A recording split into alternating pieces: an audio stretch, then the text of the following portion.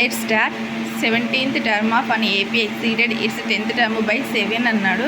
మనకి 17th term first మనకి we know that n equal to a plus n minus 1 into d.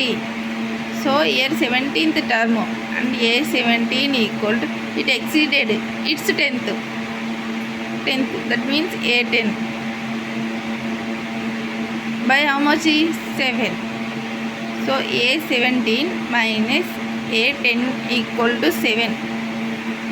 This is 1. So now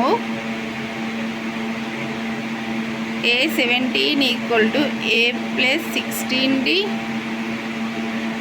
a10 equal to a plus 9d, both minus minus minus.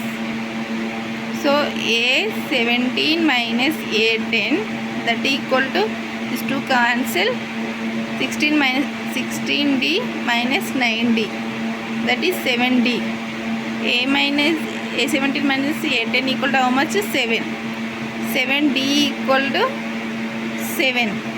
d equal to 7 by 7. d equal to 1.